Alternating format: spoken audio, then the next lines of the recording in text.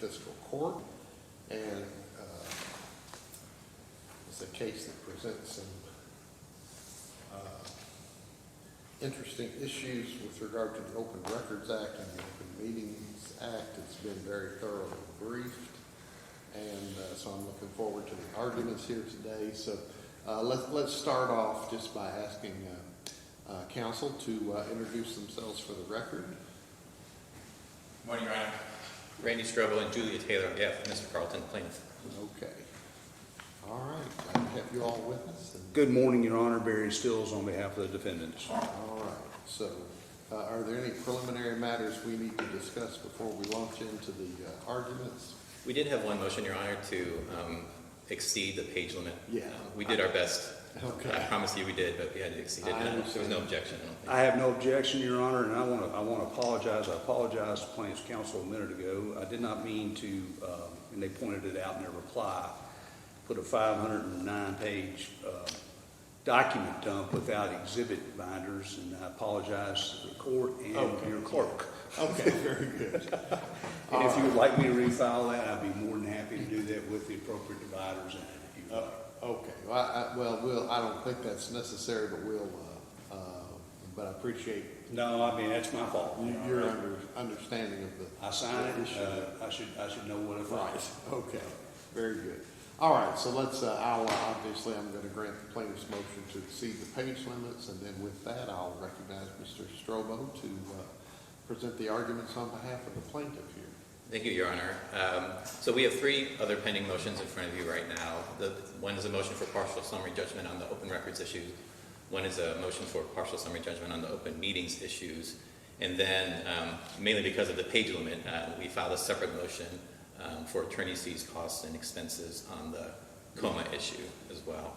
I'm going to start with the CORA issues first, if that's okay with Your Honor. That's fine. Sure. So I think that's a little bit easier to get through, and then we'll hopefully reserve the rest of our time for the coma issues.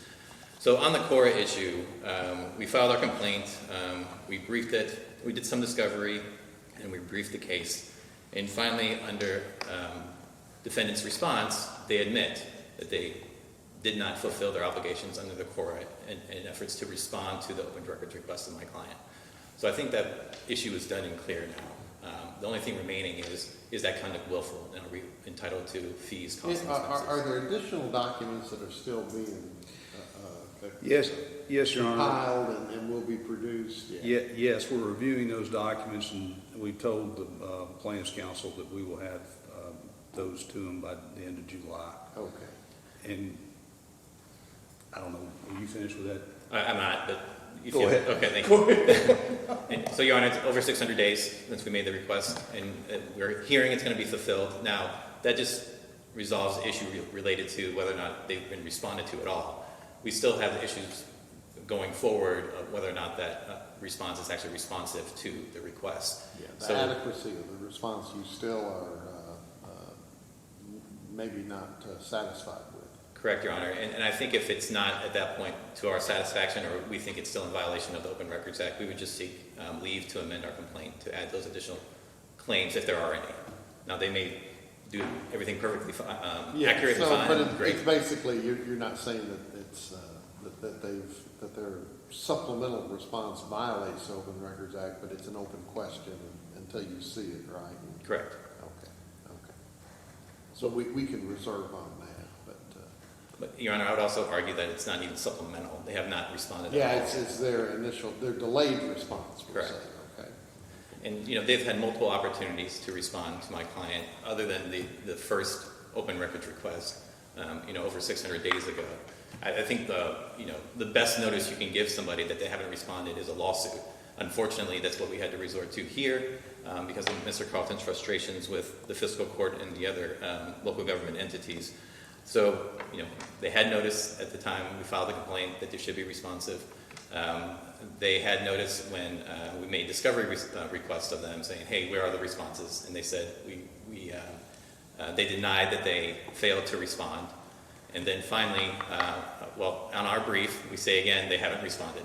They haven't even told us, they filed no records whatsoever back to us. And then finally in their response, about 600 days later, they say, oh wait, whoopsie, we made a mistake. actually we should have responded. And that has a pretty detrimental effect to my client for a lot of different reasons. I think, Your Honor, you probably are familiar with the underlying issues in this case regarding the industrial development on 127. My client, along with a group of other citizens, he was officially appointed to an advisory committee working on these issues on a day-to-day basis, spending hundreds of hours, combined hours with his other folks, working on these issues. And they made a recommendation. That recommendation was not followed, and they wanted to find out why. And they immediately made this open records request about a couple of weeks after the meeting was held that kind of reversed course, didn't follow their advice. And now, almost 2 years later, we still haven't seen some of that information justifying why that happened. Now, that information isn't just for, Mr. Carlton to have used as ammo to file another lawsuit. That information could potentially have that research and information that he's looking for to say, okay, this is why they're doing this. They didn't reveal this in any of the meetings. They didn't reveal this at the Planning Commission. They didn't reveal this at the Fiscal Court. Maybe there's some underlying documents that we can find here that will justify why they did this. We don't know because we haven't seen those records.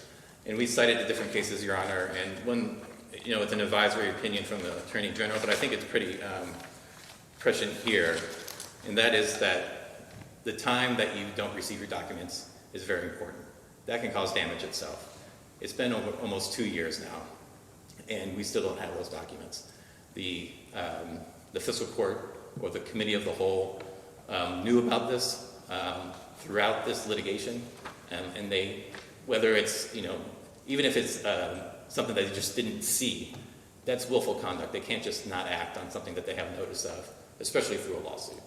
So we would argue that this is willful conduct, and our client's entitled to his attorney's fees, his costs, and his expenses, just because on the sole issue of not responding to his open records request over 2 years ago, or almost 2 years ago. Okay.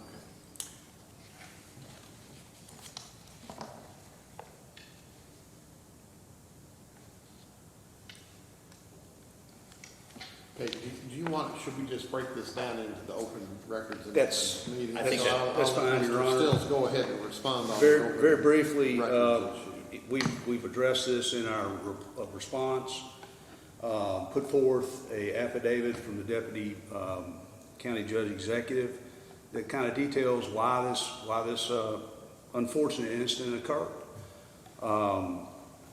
What Mr. Strobo would like you to do is ignore the summary judgment standard and weigh evidence, weigh credibility, all those kind of things. You can't do that in the context of a motion for summary judgment. Not supposed to, at least.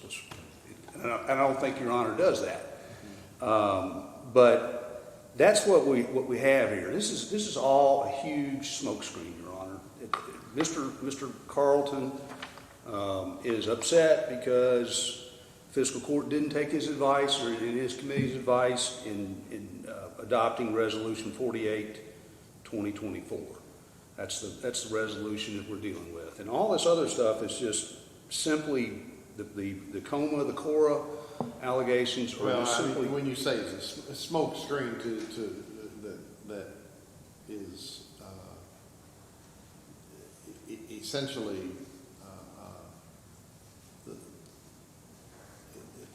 another way to talk about that the real dispute is over the Yes, revisions to it the is. comprehensive It is. plan that were made by the fiscal court, I guess, over the or contrary to the recommendations of the advisory Right. committee, and whether those issues were aired out in public before the fiscal court Correct. adopted them. So, Correct. but on the Open Records Act, summary judgment, it does seem to me like it's not really a matter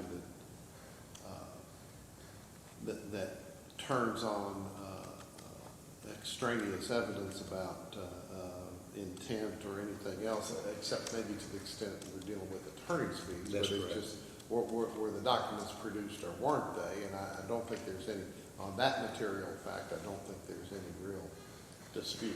No, because we've said that there's probably, we need to review and see if there's other things that we need to respond. And quite frankly, that cuts against any kind of willful conduct or bad faith. And Mr. Kennedy's affidavit goes to that point. There's no counter affidavit. There's no And counter Mr. Kennedy affidavit. just said basically that we overlooked it, right, or? We overlooked it, and guess what? Council for the county probably overlooked it too until we got to this point. And for that, I'm falling squarely on my sword here, but I don't think this qualifies as willful in any manner whatsoever. The cases and the Attorney General opinions that they cite, you got to show a willful pattern such that this happens. Yes, there was they keep a log, the fiscal court keeps a log of what they responded to. Mr. Carlton's November 18th, 2024 request was on that log as being open still. Quite frankly, there are a myriad of reasons that are laid out in our response and in Mr. Kennedy's affidavit that excuse or attempt to excuse that conduct as being willful. It may be negligent, but it's not willful. And the statute for fees requires willfulness. And quite frankly, I still think, Your Honor, I don't concede the issue that it doesn't require some sort of credibility analysis on the court's part for that issue. Okay. Your Honor, if I may. Yeah. But Go ahead. 600 days shows the willfulness itself. I don't think you would require an affidavit from Mr. Carlton to show that 600 days is not willful. They knew about it, and if you look at our reply on page 4, we kind of go through the list of times when, the fiscal court had notice of this. November 18th is when Mr. Carlton filed the open records request. February 13th, November 18th, 2024. February 13th, 2025, we filed a complaint. April 28th, 2025, discovery requests asking for that information were filed. June 6th, 2025, the fiscal court denied our discovery request and request for admission on the question of that they failed to respond to us from that November 18th, 2024 request. Then September 11th, 2025, about 10 months after the statutory deadline, Mr. Carlton actually submitted another open records request, and that was fulfilled. And great. I mean, it was late, 30 days late, but they fulfilled it. October 6th, and that was in regards to some of the documents that we received, in this case, mainly the log, Your Honor, that we're talking about here. And the log is important as well. The log clearly shows that this request is pending throughout all this time, and we have it here as an exhibit as well, Your Honor. That just gives more reason to show that the fiscal court knew about the open records request and just simply failed to respond to it. And then finally... well, I mean, Mr. Still says that the fiscal court may have been negligent, but they weren't willful, and I guess you're saying that they were so negligent that they really willfully turned a blind eye to the concrete, specific requests that were made and logged into the to the system, and that at some point you can't call that conduct negligent if if it amounts to essentially a tactic to just ignore the request. I mean, that's kind of what you're saying. Correct. I think it's more akin to a wanton disregard of their statutory obligations under the CORA. They know their obligations. They knew this open records request existed. They didn't even if they claimed they did know and they were negligent at the time this lawsuit was even filed. You don't think they can just go back and take a look at their records, their own log that they have to show that the request has not been fulfilled? That seems kind of ludicrous to me, and much more than just negligence. Okay. And then, Your Honor, they finally admit in the response that they did not fulfill the obligation. So I think it's more than negligence. I think it's more akin to a wanton disregard, if that. It's not even intentional that they did not do this. It just so happens that there are other litigation going on where this documentation may have been helpful to Mr. Carlton in other cases, and the fiscal court obviously knew that. So maybe they kept it, didn't fulfill it on purpose. The affidavit says it was negligent. but all the evidence suggests that it's at least a long disregard of their obligations under the Open Records Act, and that we are entitled to our fees, Your costs, and Honor, expenses. in response to that, this is very much premature. There's been no depositions taken in this case. They served discovery requests. We responded to that. They objected to that and sent us a deficiency letter, which we supplemented. No further response since that. And that was in summer of 2025, somewhere in there, thereabouts. Yes, I mean, it was overlooked, but I think that it is a long way from just the allegations and suppositions of counsel to say that it was willful. Okay. And I think there's a factual issue at least as to that extent. Okay. And you all rely on the affidavit of Yes. Deputy Judge Kennedy? Yes, sir. On that. Okay. All right. Anything else on the open records side of it? I would just add, Your Honor, under oath in their discovery responses, they said that they did, and they denied the allegation, our request for admission, that they failed to respond to our request. And then we learned in their response finally, 600 days later, that they actually admit to it. So the inconsistency also shows a willful. That would go to credibility, Your Honor, if they want to do that. All right. Okay, so let's move on to the open meetings issues.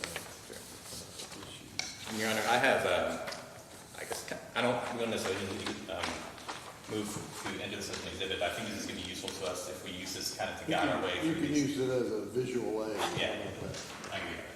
All it is, Your Honor, is just a summary of all of the complaints that Mr. Carlton had under the coma. Okay, thank you.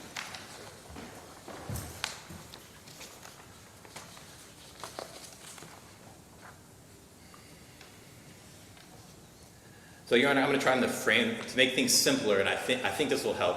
Maybe it won't, but I think it will help for our argument going forward to kind of frame this in a way that kind of separates the arguments so that we can kind of move forward and understand what we're talking about here.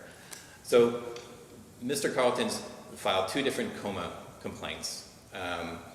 They generally address the November 18th, 2024 Fiscal Court special meeting or Committee of the Whole meeting.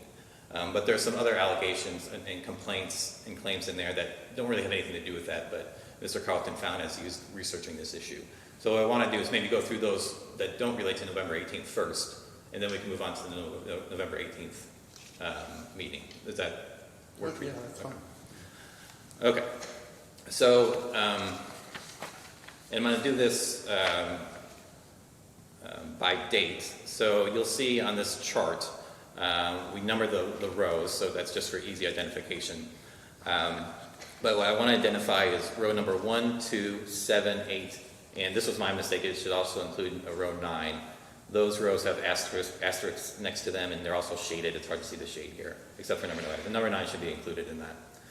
And these are allegations primarily dealing with field trips and quorums. So Mr. Carlton had made the complaint primarily in his second complaint that was filed on January 24th, 2025, that just dealing with the field trip issue, that the fiscal court had scheduled meetings to go on field trips, but they didn't disclose where those locations were. The fiscal court went on to respond to that, saying that, well, actually we did in the packets that were given to the fiscal court members.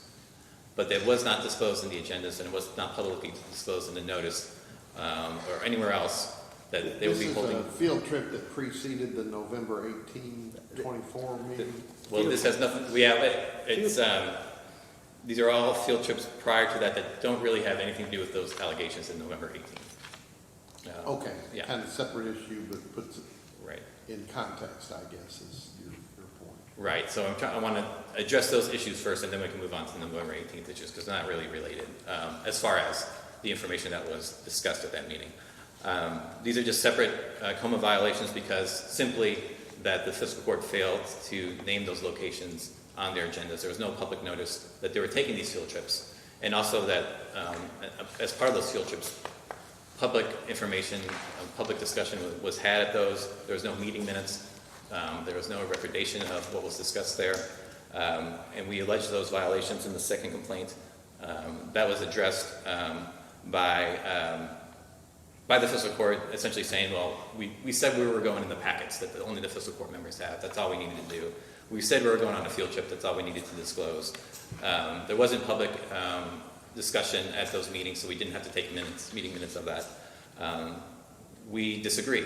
The locations weren't disclosed. There was public discussions had at those meetings where minutes weren't taken, and those are violations of COMA under CARE 61823. I'm sorry, 61810, yeah, and 823. On top of that, there's also this question of a rolling quorum. Now, this is another separate issue, not directly related to those field trip meetings. But on an issue of public importance, public discussion, the fiscal court decided to have separate meetings with different magistrates that did not constitute a quorum. And typically you can do that, right? You can talk to your council members, you can talk to your city commission members about issues one-on-one, and you don't have to have a formal public notice for that. And that's usually about things like, well, related to educating that magistrate or city commission member, whoever it may be. But more than that happened at these meetings, we believe. Because at the end of that, we saw an email from the staff of the fiscal court saying, hey, we need to have this meeting, but we don't have enough time to have this meeting before the request for proposal is due. So we're going to have meetings with you individually and discuss this public issue individually with all these fiscal court members without publicly noticing that meeting. That's the definition of a rolling quorum. And the RFP was for what? It was for the approval of some industrial development grant or what? I think a park. Yeah, Lakeview Park, Your Honor. Oh, okay. Yeah. So unrelated to the industrial development. Again, a separate complaint that my client had unrelated to the industrial development as he was reviewing these issues. This is a rolling quorum. Plenty of cases that show that rolling quorums are unlawful. COMA itself says you can't have rolling quorums unless you can have those meetings, but only for public education. We think this went beyond public education. They're talking public issues that led to discussing the RFP. And the email itself is essentially an admission from the fiscal court showing that this was a meeting that should have been scheduled with notice and that the public should have had a chance to attend because of the public importance to the city, the approval of a park RFP. But that had to do with the proposal to upgrade or renovate the Lakeview Park. That's my understanding, Your Honor. The fiscal court said that, well, all we talked about, it was just a public education meeting between counselors. One magistrate in particular was concerned about this being a COMA violation and raised that issue, but they still went ahead and had those meetings despite raising that issue. And when you say those meetings, you're referring to what? Is this the individual staff meeting with the individual members of the court, or is it? My understanding, it's the judge executive meeting with different members of the court, the fiscal court, without a quorum. Yeah.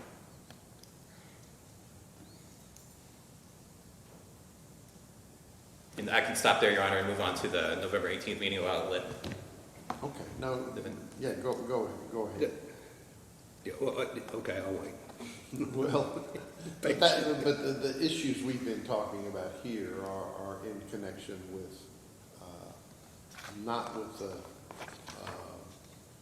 industrial development issues. It's about just showing basically the culture and the context of the court's, in your view, cavalier approach to open meetings, that basically you can circumvent the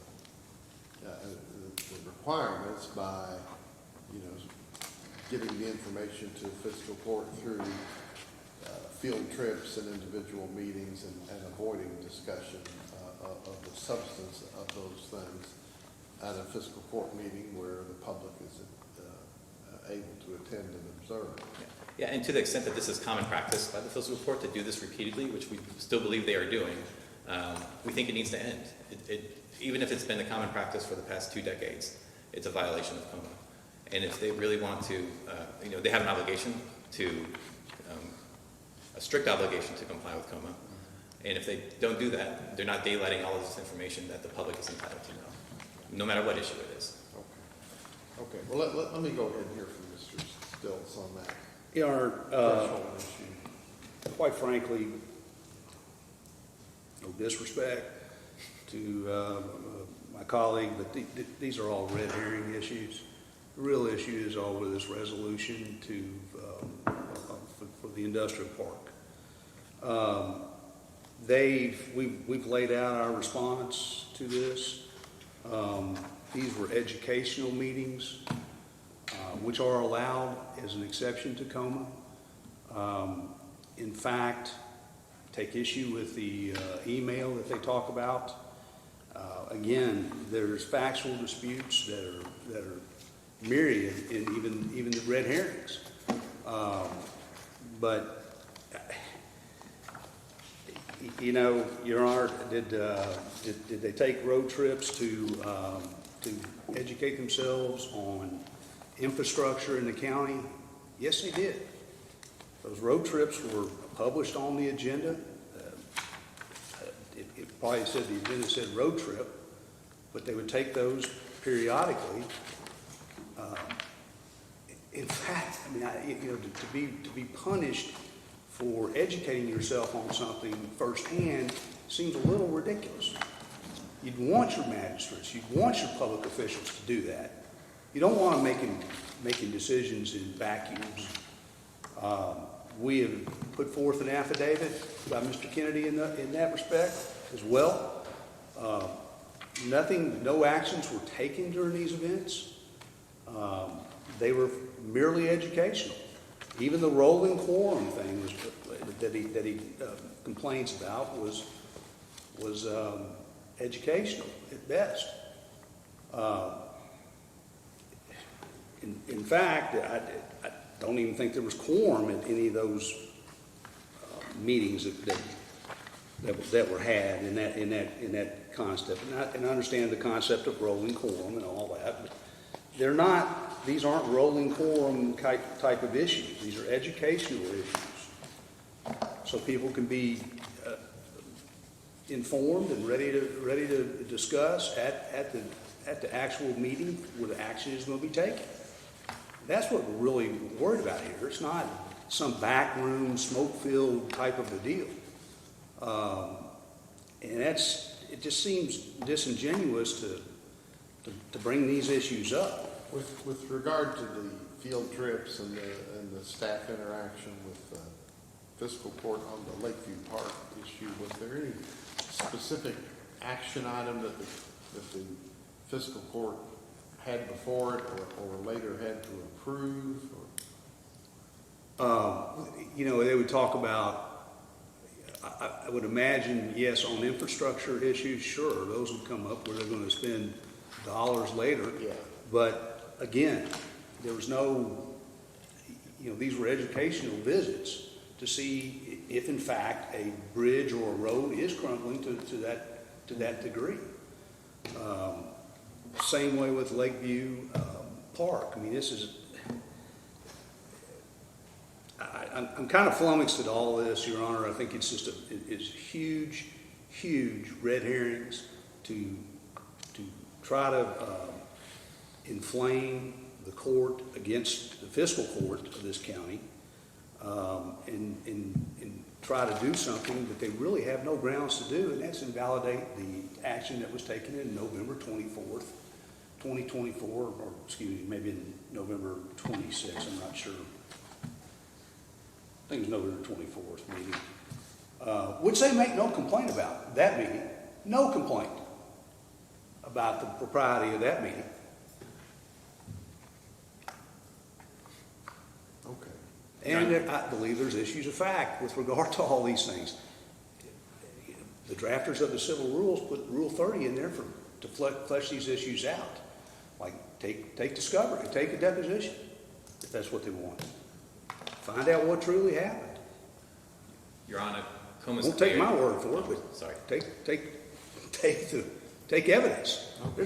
This whole motion is devoid of evidence. Your Honor, it's clear the Coma requires you list the location of the meetings. They held those meetings. They may have started at the place that was listed on the meeting, but they moved the meeting to other locations without giving notice. It's a simple Coma violation that requires no other discovery. There's an issue with Coma, Your Honor, about substantial compliance that they have to overcome, and I don't think they've done that. Even with regard to the red herrings. Substantial compliance is for the fiscal court to. Excuse me, that's your burden, not my burden. You know that.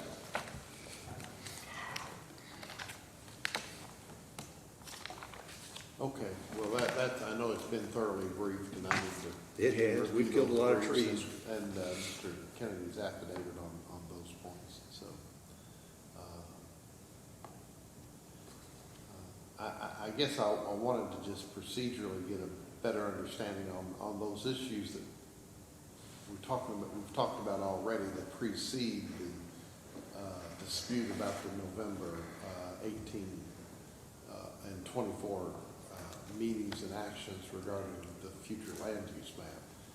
On these things related to the fiscal court's consideration of issues related to Lakeview Park and those things,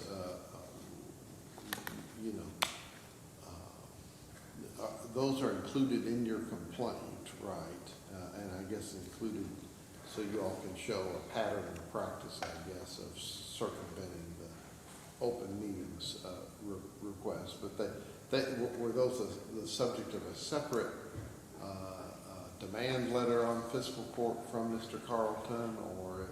So the issues that we just discussed were primarily associated with the second complaint that he filed. That is part of this lawsuit, yes. It was the one dated January 24th, 2025.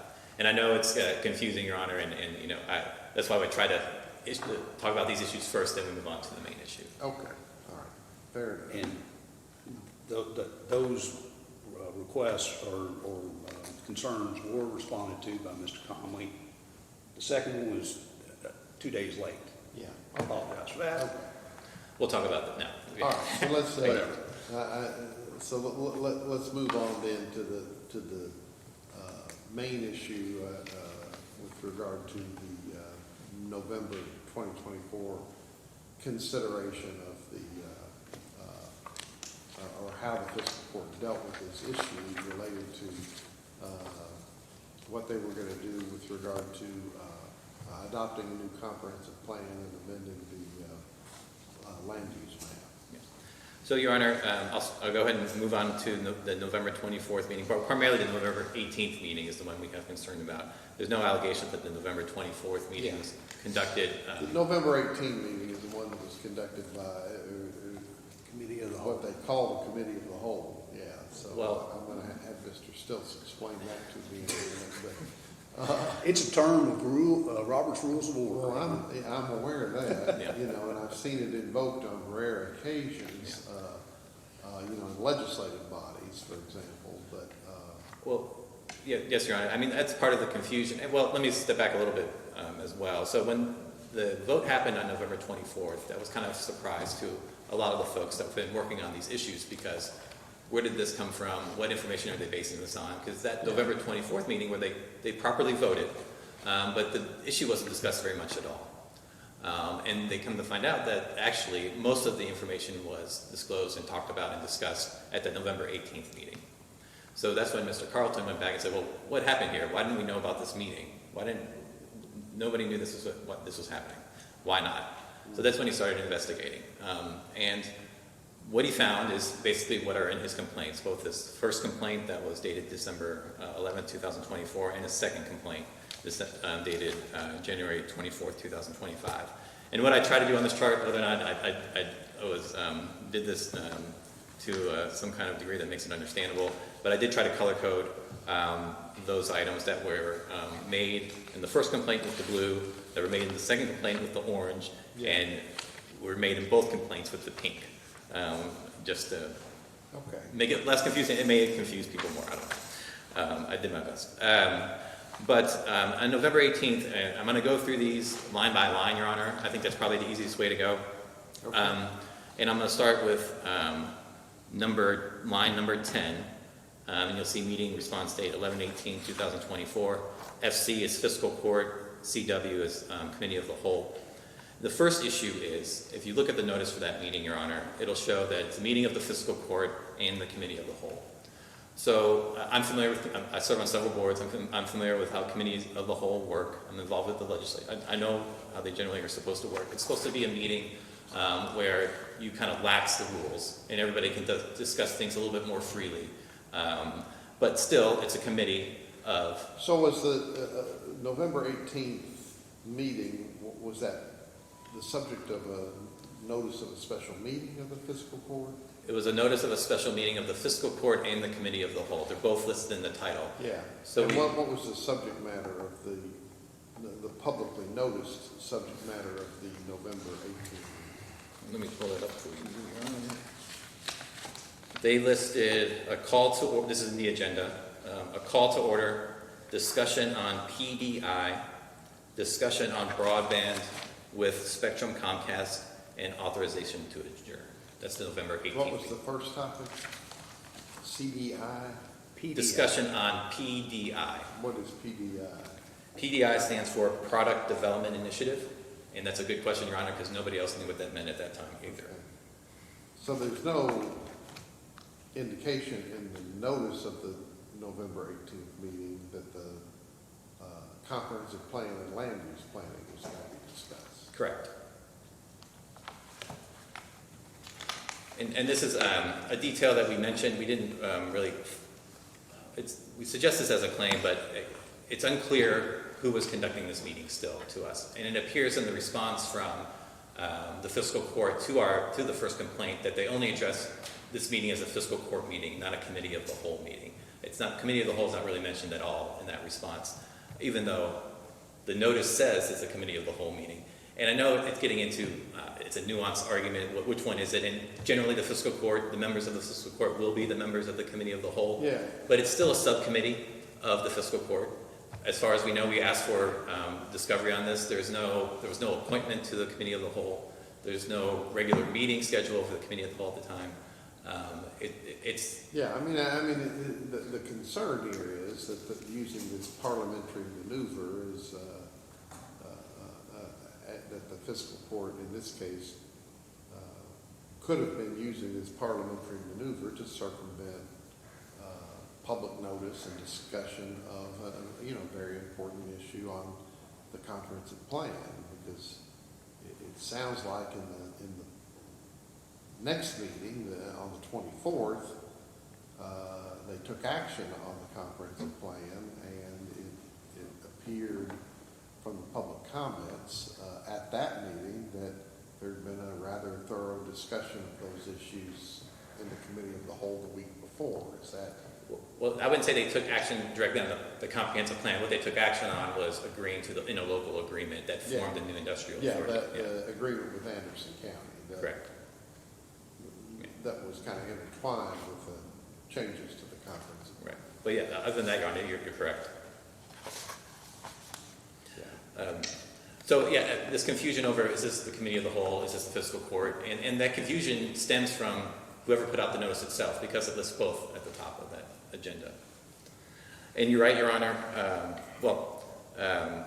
There was also an allegation by Mr. Carlton that the fiscal court or the committee of the whole failed to give notice of this meeting to the newspaper.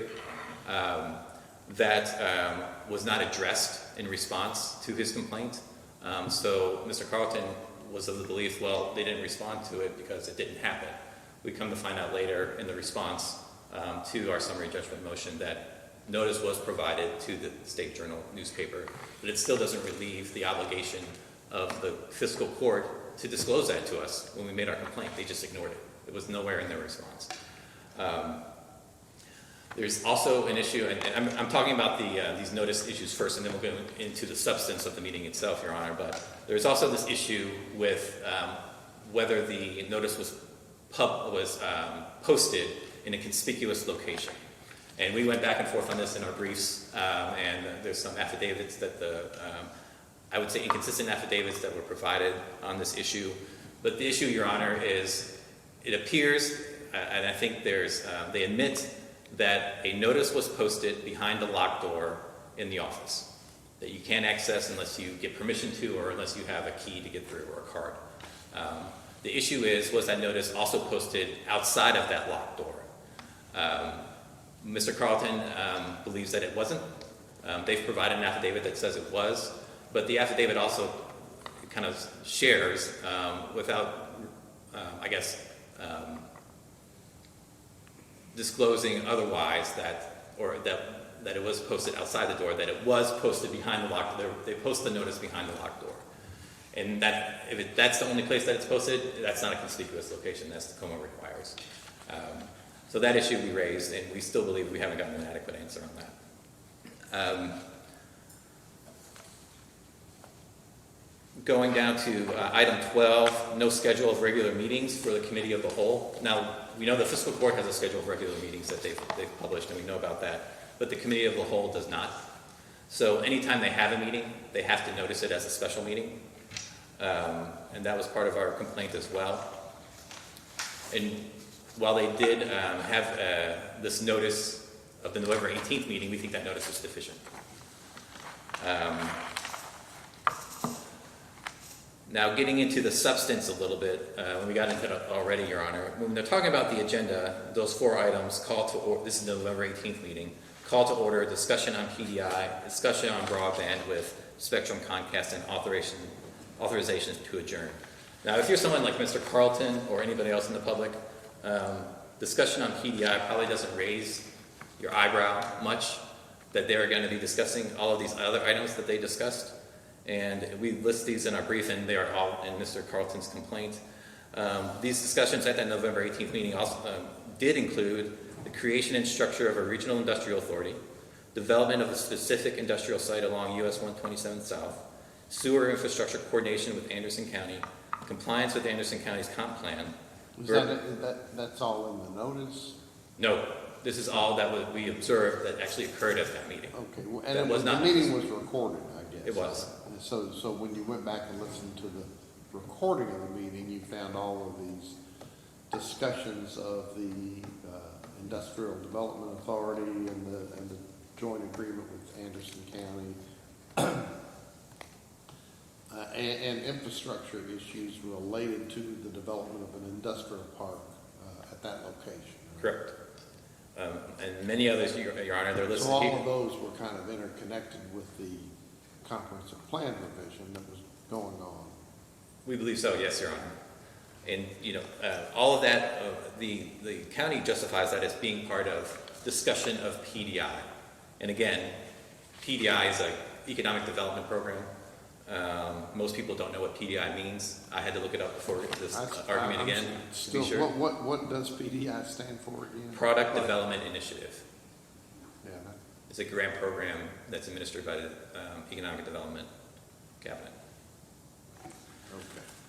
And because of that, Your Honor, we believe that they violated the Fiscal Court or the Committee of the Whole, or both, violated COMA by discussing items at this special meeting that were not listed in the agenda.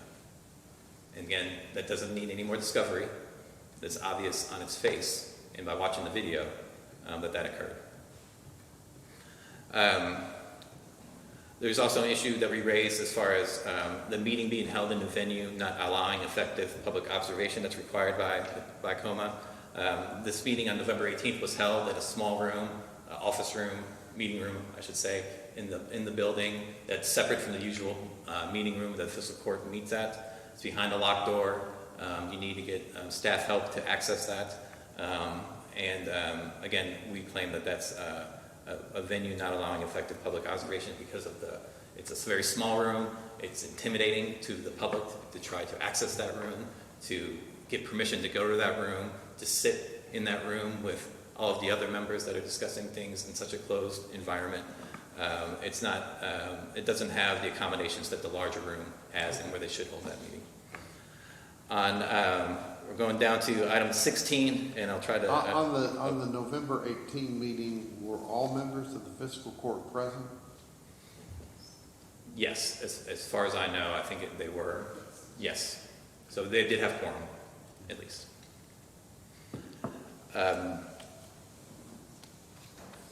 There's an issue with the video conferencing as well, Your Honor.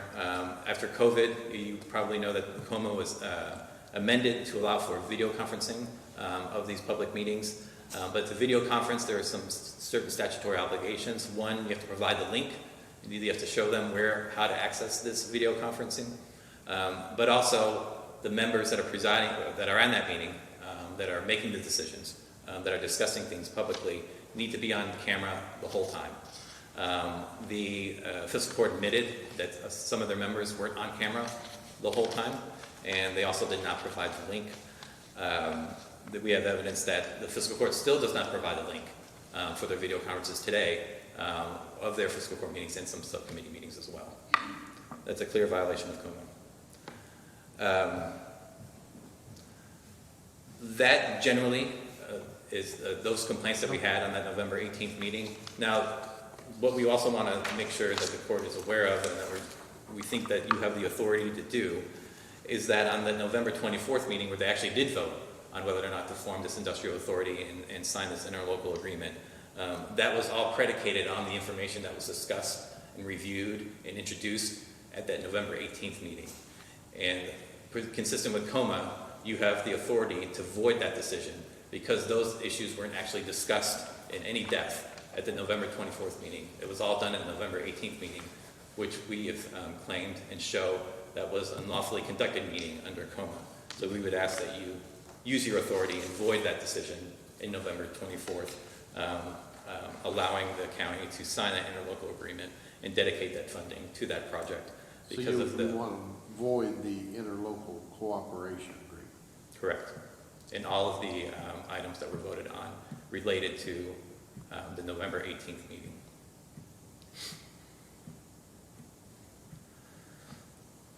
Okay. Now, a couple more items, Your Honor.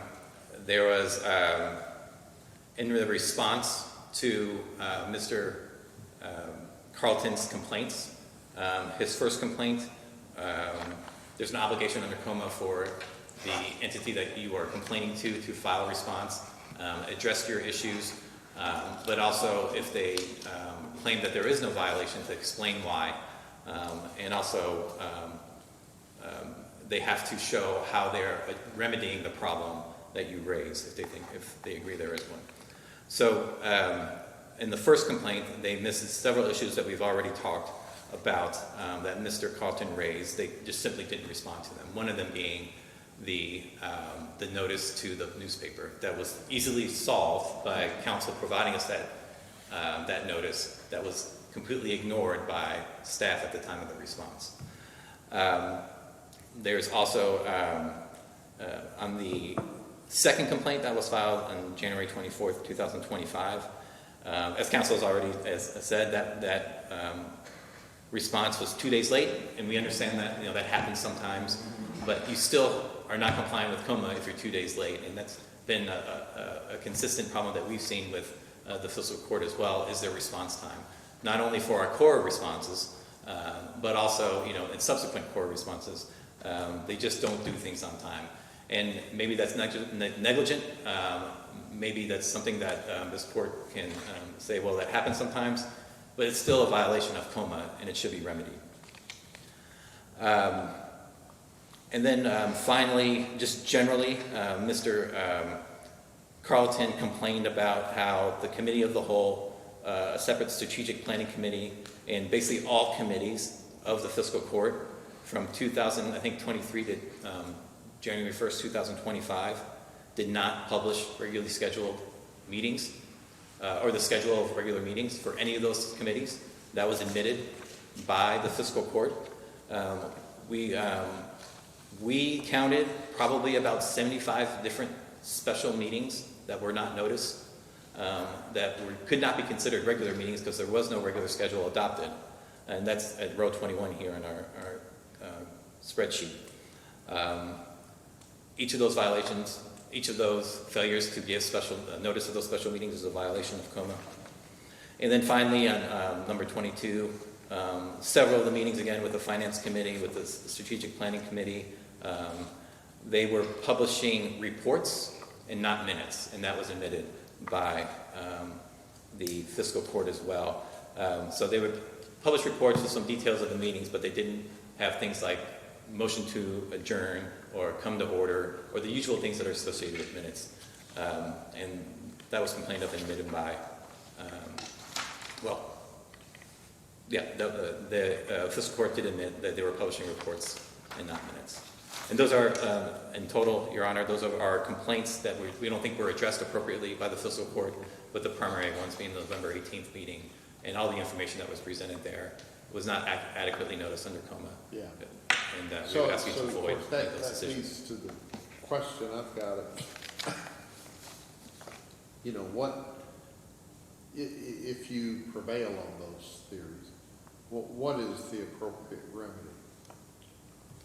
We believe that the appropriate remedy is to void the vote that took place on November 24th regarding the issues that were discussed on November 18th. Now, the fiscal court can come back and adopt those provisions again if they have the appropriate notice, the appropriate meetings, and comply with COMA. They can vote on it again if they want to. But they did things wrong here. They violated COMA. There are clear violations of COMA. And they should not be rewarded for doing that by having a vote where nothing is public. Nobody knew about the information underlying that vote on November 24th because it was done at a meeting, a secret meeting, quite frankly, that violated COMA in many different ways, that obviously discussed information at that November 18th meeting that was not noticed, that was not on the agenda, that had really important ramifications for this community, the fiscal court, and its constituents. But the vote that you're seeking to void on 1124 is the vote to establish the interlocal agreement on the industrial development. Correct. Part. Okay. All right. Thank you, Mr. Stroh. Mr. Still? Your Honor, I think counsel finally admitted, although they've doubled down in their reply, that we never gave the State Journal notice of this November 18th meeting. That's clearly was done. If you look at page 8 of their reply, they seem to say that we still, not page 8, yes. Page 8, we didn't provide notice of the special meeting to the State Journal. Total lie, total misrepresentation. We did. We have Exhibit 10 to our reply, or our response. It shows an email of the agenda to the State Journal. With regard to the posting of the agenda, Mr. Kennedy's affidavit addresses that. The agenda was posted in the vestibule on a whiteboard that was open to the public, and also, if the court's aware, the vestibule has a window or glass, and the actual other notice was posted. The notice of the November 18th was posted there as well. On the glass window. Excuse me? On the glass window. It was behind the glass, but you could read it. You could read it. You could read it, and in the vestibule, it was without posted. going through security. You could read it without going to there, and it also was posted on the vestibule, which has all those notices and all that kind of stuff that's not behind a locked door. Sorry that we live in a world today where we have to have locked doors. They make a big to-do that the January 18th, or I'm sorry, I could call it January 18th meeting, November 18th meeting was held behind locked doors where staff would have to buzz you in. And that staff, even in their reply, they say staff was in the meeting. There's no evidence staff was in the meeting room. The staff was up front to assist members of the public if they wanted to come in, to get in. So who was in the meeting? Just the members of the fiscal court? That's right. At that point, I mean, we can't go out and rally the locals to come to a meeting if they don't want to come. And again, this was an educational meeting. There was no action taken. And to say that the vote that was taken on November 24th was all based on what happened there is disingenuous, Your Honor, because there was public debate at the November 24th meeting. Public debate including Mr. Carlton. And in that instance, there So, is. What was the discussion that took place on the November 18th meeting that was relevant to the November 24th vote? Hold on, let me get this right. The PDI, the issues relating to that. And the whole issue is discussion of PDI, is that sufficient? We believe it is, Your Honor, based on the law. Well, You don't have to have. The average person knows what a PDI, I know the court doesn't know what the Right. a PDI is, so, explain that to me. So how is the PDI That's connected with, what is it, number one, and number two, how is it relevant to the It's industrial development part? It's a grant that allows counties or agencies to get money from the state to allow infrastructure construction for certain things like that, as best I know, Your Honor. Okay. I don't know, I'm not going to profess to be a PDI expert. Yeah, But if I saw an agenda that said a discussion of PDI, I would not in my wildest imagination think that, well, they're going to talk about how to extend water and sewers to the proposed industrial development park and how to fund that. well, the case that we rely upon, Your Honor, it has a proposition, and I'm sorry, I don't know the exact. It's in our response, but a description of Glencoe building. That's it, and that was deemed sufficient for purchase, whatever they needed to do, financing, and all that kind of stuff, for a fiscal court to proceed with what they needed to do. It was not found to be a deficient agenda item. Again, Mr. Carlton's the only one that's complaining about this, and Mr. Carlton served on a committee. He's mad that the fiscal court didn't take his advice. I'd like to have the opportunity to take Mr. Carlton's deposition, see if he knew what DPI was. Now, he probably after today may not know, but maybe he will. But again, this is another premature issue, and What was the time sequence for the approval of the interlocal agreement with Anderson County in connection with, what was its relationship in time, the approval of that interlocal agreement to the adoption of the new comprehensive plan? I'd have to research. I'm going to be guessing if I tell you that, Your Honor. That was beyond the scope of this hearing today. So I'm not trying to punt the ball, but I think it is something that's beyond the scope of this hearing. So I guess the other thing that concerns me, and I'm not quite sure about, is the use of this parliamentary maneuver to call a meeting of the fiscal court a meeting of the committee of the whole, because it seems to me like that's fraught with the possibility of abuse and sneaking in discussions of matters that that I think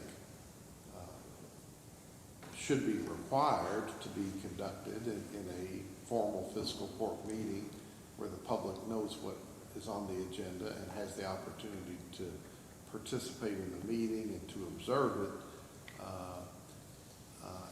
And it's a little concerning to me if the fiscal court is operating by saying,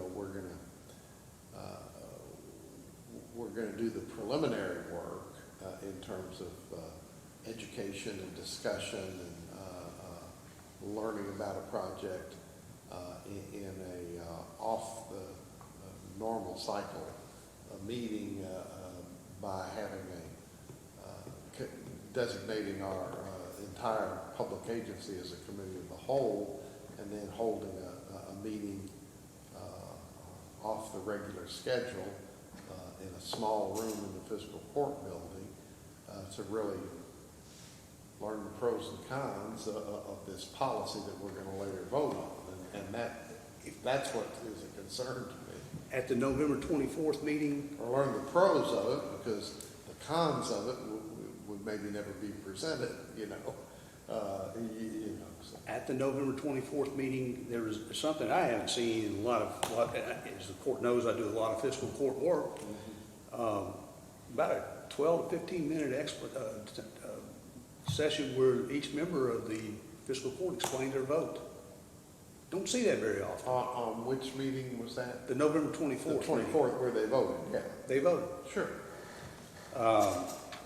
And, you know, the committee of the whole is. And I guess some of those explanations are what the plaintiff is relying on to say, look, you know, the members of the fiscal court relied on information that they got on this meeting, from this meeting that was held in their view in violation of the Open Meetings Act, that we didn't get a chance to attend because we didn't know what was going to be discussed. Your Honor, again, I guess it goes back to a decision as to whether or not the agenda was sufficient enough, which I think it is under Kentucky law of the November 18th meeting. And it was publicized. They claim it wasn't. It was clearly publicized. This stuff about having but if the meeting notice had said discussion of infrastructure for proposed industrial development park, that would have been different. But if the meeting agenda just says discussion of PDI, a term that nobody in God's green earth can really understand, you know, would have a direct impact on this more substantive issue of should we have an industrial development park in conjunction with Anderson County. You know, that would be different, but you know, Your Honor, those are all, you know, these are educational meetings. There was no action taken at this meeting. You know, I think it. But it sounds like at the meeting where they did take action, which was, there was apparently a pretty thorough discussion of it, that what the record disclosed was the members of, many members of the fiscal court explained their vote by saying, I'm voting this way because of the issues that were discussed and that I learned about in the meeting last week. Educational meeting, Your Honor. Educational meeting. It's an educational meeting. It's a workshop meeting. That's what it is. That's what a committee of the whole is. It's a workshop Yeah, meeting. and you know, I mean, I think, you know, in prior fiscal courts, you know, we had a common practice of the fiscal court would hold a work session. And maybe they're still doing that. I think that's what these are. Yeah. Work I mean, generally, the work sessions were held immediately prior to the regular meetings. Could be. So the public had, you know, some understanding that that the fiscal court members were going to be considering and learning about the things they were going to be voting on in the formal meeting. So, you know, a normal citizen who was interested in that would know you better come to the work session because that's where they're going to delve into these issues. But when you designate a work session as a meeting of the committee of the whole and then provide a vague explanation of what the topic is and hold it in a venue that is not accommodating for members of the public to attend, you know, I think you're skirting into an area where If members of the public, Mr. Kennedy's affidavit said if members of the public had come, they'd have moved to a different area. Yeah. That's simple. You know, that's not, there are different places that the fiscal court can meet in the fiscal court building. Yeah. Well, again, I guess the concern is the committee of the whole being used as a subterfuge to avoid I don't think that. public understanding. I don't think that, they're a long way from proving that. If that's what the issue is, they are a long way from proving that. And that is an absolute, genuine issue of material fact that we dispute. Okay. Your Honor, may I respond to a few allegations? Yeah, sure. I don't blame counsel for calling me a liar. I've been called a lot I of did worse not. things. I apologize. But just to clarify, I think Mr. Stills got excited. Please and- strike that. that's I would that's- never do that to a lawyer. that's- I welcome it. It's fine. Mr. Stills had an excited utterance here. Julia calls me worse things all the time. Thank you, Your Honor, for making this But I will say, what he laid out there was inaccurate. You can look at page 8 yourself. We don't claim that the notice was not provided. What we claim is that in the response to our complaint, that that issue was not addressed. So if you read that paragraph, that's what we're saying there. Yeah, it Whoa. was provided after the fact. Yeah, read closely. The fiscal court concedes it did not formally respond to Mr. Carlton's allegation that, okay, all right. Got it. And then, that's. But that is a misleading statement, I'll say that. That's better. I won't have my excited utterance. That's better than lying. I'll take it. Thank you. Also, a couple other issues. At least when you're talking about the work sessions, when the fiscal court may have had work sessions, typically most fiscal courts, city commissions, city councils have those, but they have a regular schedule for those. Right. Here, there's and no. they're usually scheduled in close proximity to the meeting at which those subjects are going to, be discussed. So. And Your Honor, you've kind of hit the nail on the head in your discussion with Mr. Stilts. The whole issue here with the November 18th, November 24th, the information discussed at November 24th was relied on. It was information that was up. The information that was decided on November 24th was discussed, was researched, was presented at the November 18th hearing. And you're right, that doesn't give enough time for people in the public to actually come out and then lobby their fiscal court member or their magistrate about these issues. Doing all the work at one meeting that we have shown was an unlawful meeting under COMA, and then making the decision at another meeting is why you should void that decision, because most of that took place at a previous meeting that was violating COMA. And the last thing I would say, well, you asked the question about when the comp plan was, or when the zone map amendment was approved. The comp plan was amended, I think that was about 8 months later. Well, the comp plan was amended sooner than that. But the actual zone map amendment occurred about 8 months later. Yeah, so that was a while down the road. Yeah. But again, I know that was a discussion And one other issue, Your Honor, and this, and Mr. Stilts may be right about this issue, because I don't know enough about it. I'm not from here, but apparently the fiscal court building was renovated after Mr. Carlton made his complaint about where the notice was posted. And I believe that the glass and the mirror that we were talking about earlier maybe did not exist or was in a different place, so there's still an issue there. No, Your Honor, that's not, I think it was renovated before that. Again, I don't have the work orders and all that kind of stuff here today, but I believe it was. Last time I was in there, it was during the Houston Wells administration, I believe, when it was renovated. Okay. And Your Honor, sorry, the comp plan was amended on November 2024. Okay. Thank you, Your Honor. All right, very good. Anything else, Mr. Still?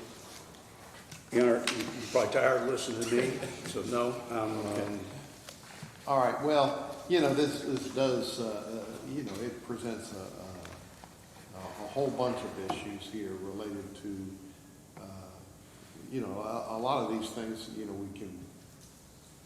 people like to talk about their highly technical issues, and they are, but these technical issues are very closely intertwined with how a very important public agency here conducts business and about the ability of the public to have notice participate in the process, and, you know, that really kind of goes to the heart of the functioning of our democratic process in local government here. So while they're technical issues, they're very important, and they're things that, you know, we need to pay careful attention to.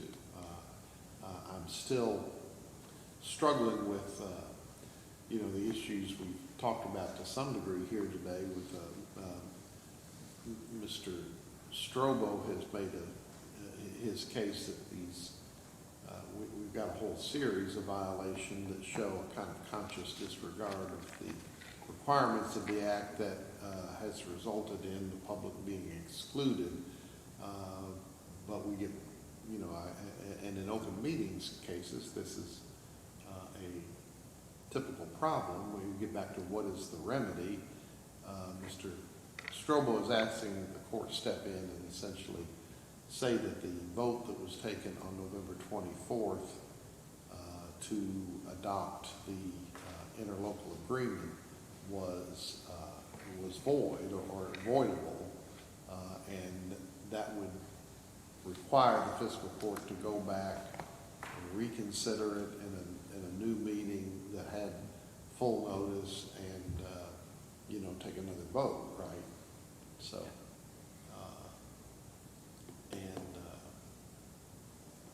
you know, I'm not sure, you know, in terms of remedy, what is a valid and fair remedy if, you know, if the fiscal court is going to go back and do the same thing, you know, which I guess nobody knows, but it still is a little unclear to me what a meaningful remedy would be if the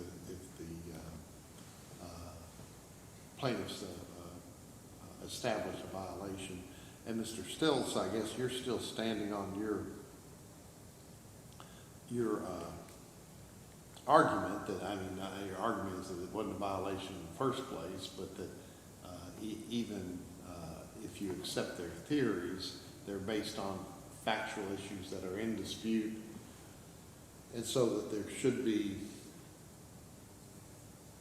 you know, further development of that through discovery, testimony under oath as to